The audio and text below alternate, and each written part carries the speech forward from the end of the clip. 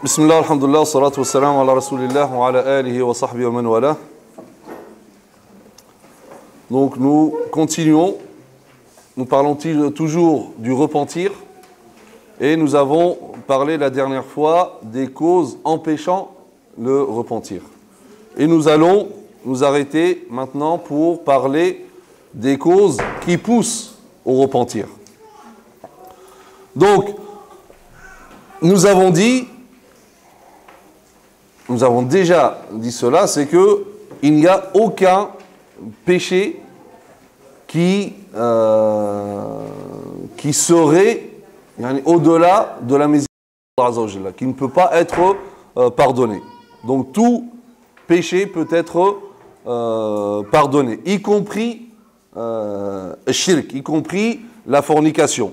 Donc quiconque se repent et fait des bonnes actions après, Allah Azza wa Jalla accepte son repentir. Allah Azza wa Jalla dit dans Surat Al-Furqan, Surat le discernement, lorsqu'Allah Azza wa Jalla parle de sifat ibad ar-Rahman, les qualités du serviteur de tout miséricordieux, il nous dit وَالَّذِينَ لَا يَدْعُونَ مَعَ اللَّهِ إِلَهًا آخَرَ وَلَا يَقْتُلُونَ النَّفْسَ الَّتِي حَرَّمَ اللَّهُ إِلَّا بِالْحَقِّ وَلَا يَزْنُونَ وَمَنْ يَفْعَلْ ذَلِكَ يَلْقَ أَثَامًا يُضَاعَفْ لَهُ الْعَذَابُ يَوْمَ الْقِيَامَةِ وَيَخْلُدْ فِيهِ مُهَانًا إِلَّا مَنْ تَابَ وَآمَنَ وَعَمِلَ عَمَلًا صَالِحًا فَأُولَئِكَ يُبَدِّلُ اللَّهُ سَيِّئَاتِهِمْ حَسَنَاتٍ وَكَانَ اللَّهُ غَفُورًا رَحِيمًا. Donc Allah Azza wa Jalla nous dit dans le Coran وَالَّذِينَ لَا يَدْعُونَ مَعَ اللَّهِ إِلَهًا آخَرَ, les qualités de Ibad ar-Rahman, donc ceux qui n'adorent pas avec Allah Azza wa Jalla une autre divinité et qui ne tuent pas l'âme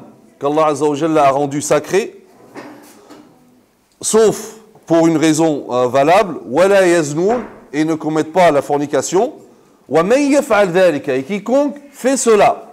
L'une des trois choses qu'Allah Azza wa Jalla a dit.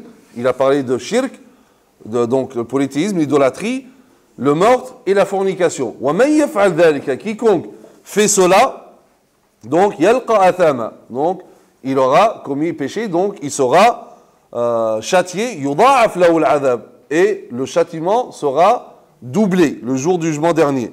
وَيَخْلُدْ فِيهِ مُهَانًا, et il sera en enfer éternellement, sauf إِلَّا مَنْ تَابَ, donc sauf celui qui se repent, وَآمَنَا, et qui croit et qui fait des bonnes œuvres.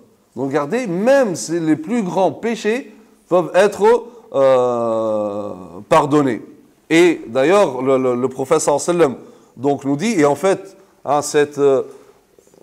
prendre conscience de la miséricorde d'Allah Azza wa Jalla, ça pousse au repentir. Parce que quand tu sais qu'Allah Azza wa Jalla est extrêmement miséricordieux, donc ça va te pousser également au repentir. Donc c'est l'une des causes qui permettent le repentir. Et le prophète sallallahu alayhi wa sallam dit Inna Allah yabsutu yadahu bil-layl liyatuba musi an-nahar wa yabsutu yadahu bin-nahari liyatuba musi al-layl. Hatta tatlu'a ash-shamsu min maghribiha. Le prophète sallallahu alayhi wa sallam nous dit Allah Azza wa Jalla tend sa main la nuit pour que le pécheur de la journée se repent, et il tend sa main le jour pour que le pécheur de la nuit se repent, jusqu'à ce que le soleil se lève de l'Occident. Et dans le hadith Qudusi, Allah Azza wa Jalla nous dit Ya ibadi innakum tudhnibuna bil-layli wan-nahar. Oh mes serviteurs, vous commettez des péchés jour et nuit. Wa ana aghfiru dhunuba jami'a. Et moi je pardonne tous les péchés. Fastaghfiruni aghfir lakum. Donc implorez-moi le pardon et je vous pardonnerai. Le prophète sallallahu alayhi wa sallam dit également, c'est un hadith Qudusi, Allah Azza wa Jalla dit Man taqarraba ilayya shibran taqarrabtu ilayhi dhira'an. Celui qui se rapproche de moi d'un empan, je me rapproche de lui d'une coudée. Wa man taqarraba ilayya dhira'an taqarrabtu ilayhi ba'an. Et celui qui se rapproche de moi d'une coudée, je me rapproche de lui d'une brasse. وَمَنْ أَتَانِي يَمْشِي أَتَيْتُهُ مُهَرْوِلًا. Et celui qui vient à moi en marchant, je viendrai vers lui à vive allure. Donc regardez la miséricorde d'Allah Azza wa Jal. Et d'ailleurs, quiconque se repent, c'est qu'Allah Azza wa Jal lui a permis de se repentir. Et si Allah Azza wa Jalla te permet de te repentir, c'est qu'il a accepté dorénavant ton repentir. Un homme est venu poser la question à cette femme illustre parmi les pieux prédécesseurs, qui est Rabi'a al-Adawiyya. D'où le nom de la place en Égypte, Rabi'a. Qu'Allah Azza wa Jalla fasse en sorte que les injustes soient punis et quittent ce pays. Rabi'a al-Adawiyya, cet homme vient et lui dit A'idha tubt tab Allahu alayhi, si je me repens, est-ce qu'Allah il va accepter mon repentir? Et là, il lui dit Ya jahil, tu es un ignorant. Idha tab Allahu alayka tubt. Dis, mais t'as rien compris. Si Dieu accepte ton repentir, tu vas te repentir.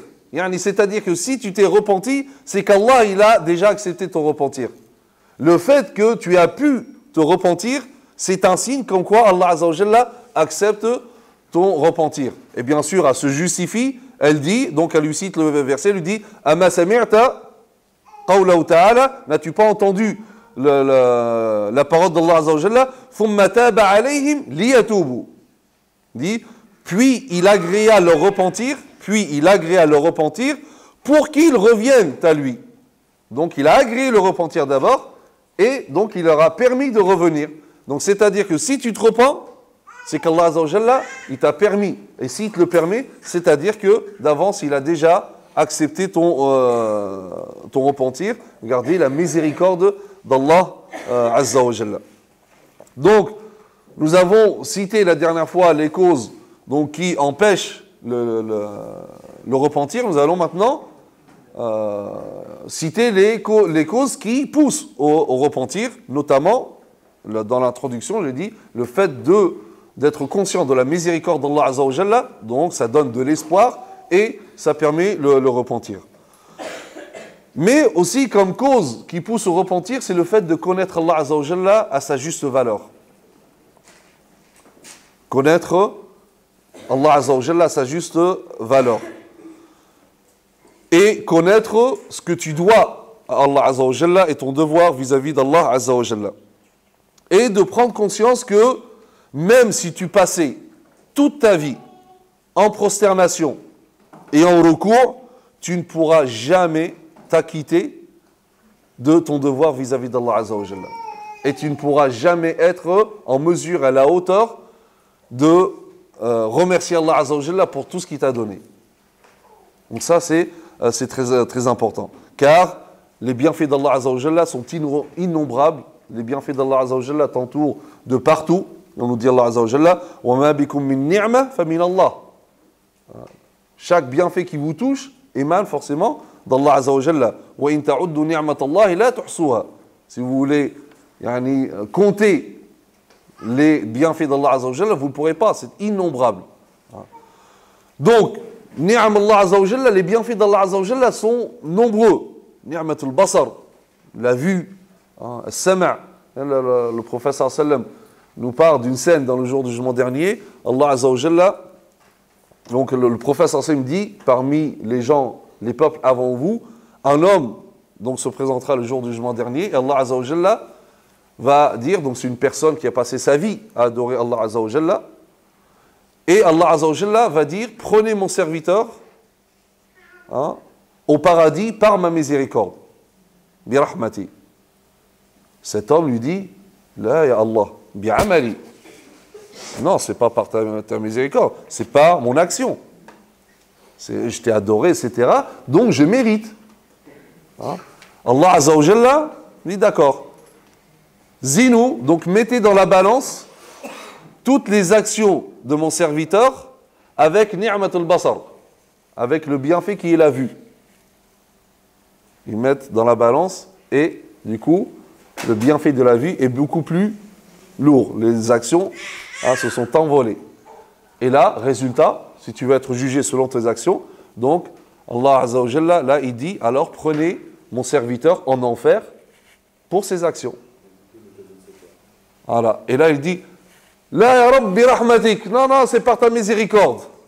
Mais Allah, qui est miséricordieux, lui dit, prenez mon serviteur au paradis pour par ma miséricorde. Donc c'est-à-dire, certes, les actions, c'est une condition nécessaire, mais pas suffisante, comme disent les mathématiciens. C'est une condition nécessaire, mais pas suffisante. Il faut qu'il y ait des actions, mais ce n'est pas suffisant. Parce que quelles que soient tes actions, tu ne seras jamais en mesure de remercier Allah Azza wa Jalla pour tous ses bienfaits. Et comme j'ai dit, le problème de l'être humain, c'est qu'il voit toujours ce qu'il n'a pas et il oublie ce qu'il a. Ni'mat al-basar, la vue, l'ouïe, etc.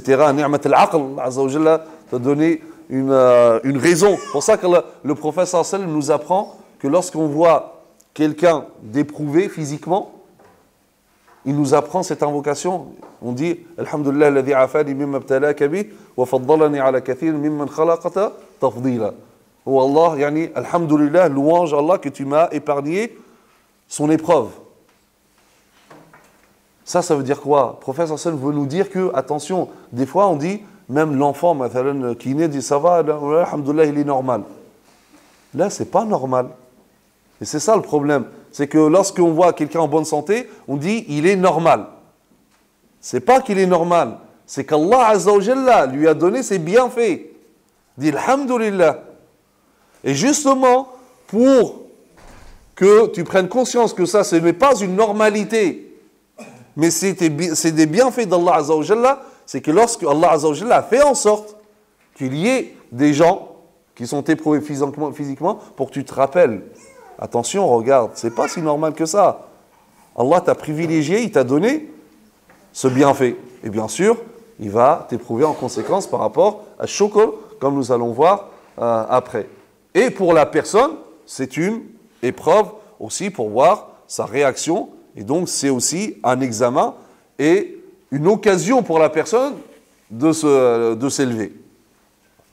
Donc, la ni'ma donc de l'aql, de la raison, des sens, la santé, de l'argent, les enfants, l'air,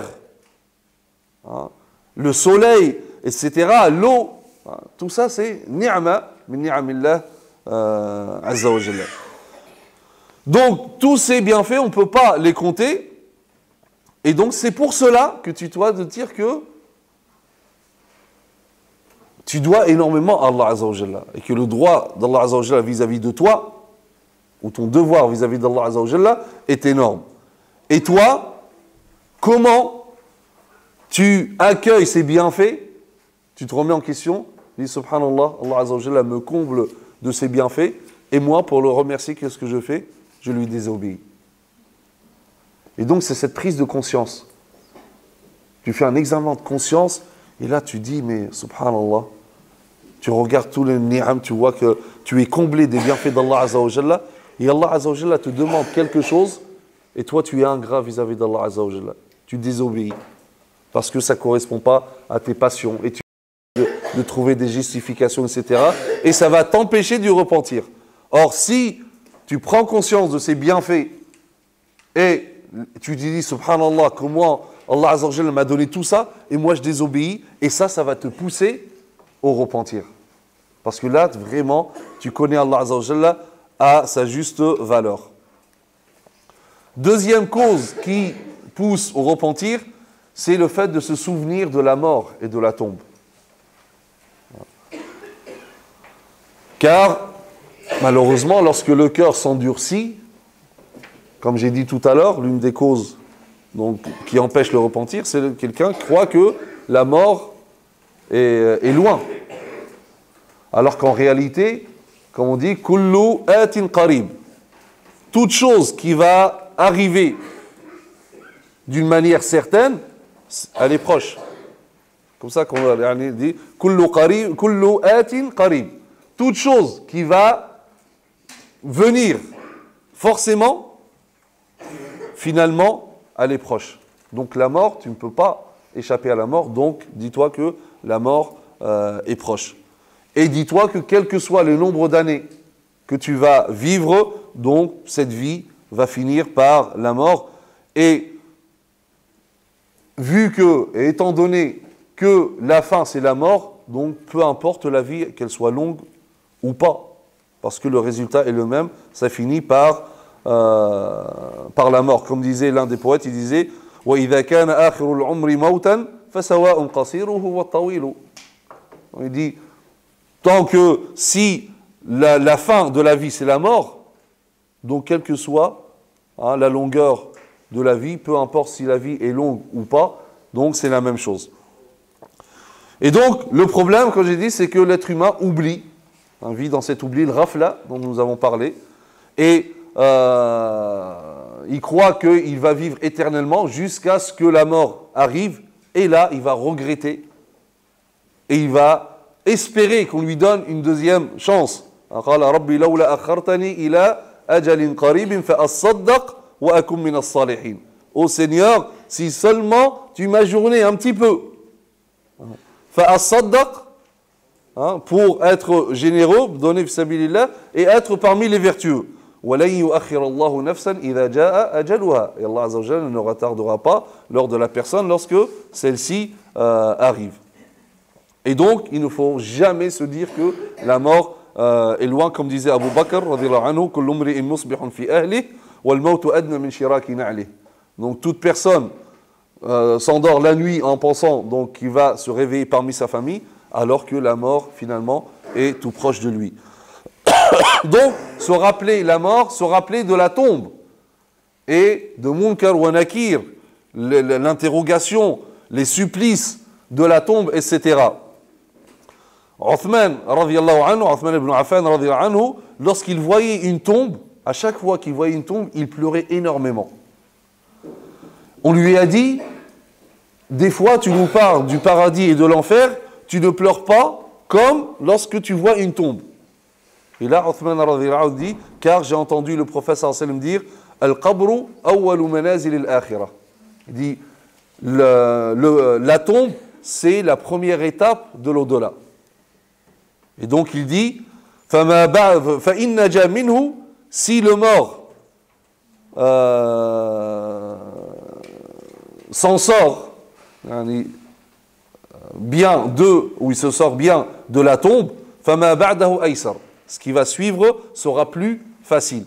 Par contre, s'il échoue l'épreuve de la tombe, ce qui va venir après, c'est encore pire. Alors, Uthman, ce qu'il disait, donc, la tombe, comme dit le prophète, donc c'est la première étape de l'au-delà. Si le mort réussit l'épreuve de la tombe, alors ce qui va suivre sera plus facile. Par contre, s'il échoue l'épreuve de la tombe, ce qui va suivre sera beaucoup plus difficile. Et Uthman radhiyallahu anhu disait également, Sami'tu an-nabi sallallahu alayhi wa sallam yaqul, ma ra'aytu manzaran illa wal qabru afda'u minhu. Il dit, je n'ai vu de choses sans que la tombe soit plus terrifiante. Parmi toutes les épreuves, parmi toutes les choses terrifiantes qu'on peut voir, mais il faut savoir que la tombe c'est encore pire. Donc, il faut se rappeler de ces choses-là, et ça adoucit le cœur. Donc à chaque fois qu'on voit que le cœur s'est endurci, là il faut se rappeler de ces choses-là, et ça va nous pousser au repentir. Troisième cause poussant au repentir, qui va dans la continuité donc, du rappel de la mort, c'est le rappel de l'au-delà, du paradis et de l'enfer. Donc avec la mort, il faut se rappeler aussi, bien sûr, de ce qu'il y a après la mort, comme nous dit le prophète sallallahu alayhi wa sallam. Car donc, celui qui réussit l'épreuve de la tombe, donc il y a donc ce qu'il y a après, c'est encore plus facile.